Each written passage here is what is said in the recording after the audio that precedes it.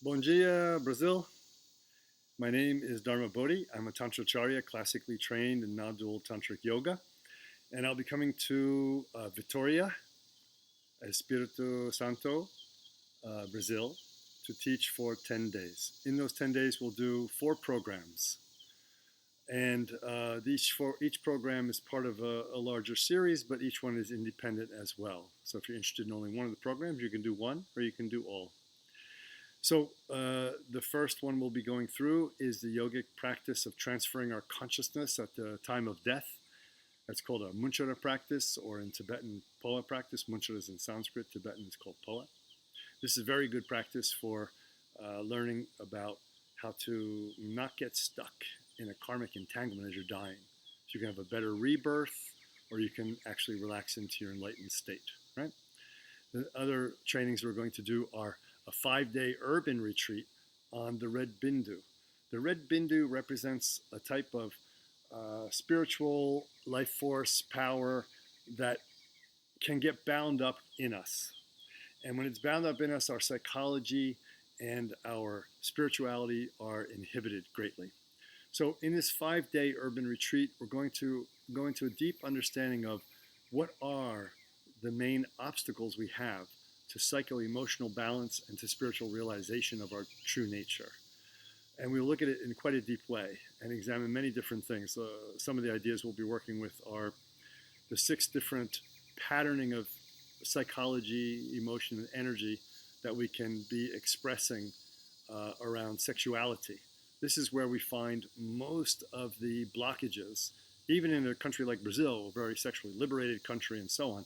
We find most of the blockages towards deeper realization coming from our relationship with our sexuality and relationship with others in sexual love relationships, right? So we're going to take a deep dive into that area, looking for what we call closed symbols and treasury of worms, areas that we're not so conscious about in our unconscious, in our subconscious, that actually form lifelong patterns of obstacles to, again, psycho-emotional health and harmony and happiness and spiritual realization. So we're going to look at that so we can find out what they are, bring light to them, and start to learn methods for transforming them. Another thing we're going to do is a 1-day immersion in the way of mirror consort training, which is a way of understanding relationships as an entire and complete path towards full realization of our nature, full enlightenment. This is a path that was considered secret and kept for very advanced practitioners in the ancient world because actually tantric yoga and tantra in general did not come from the monastic temple system.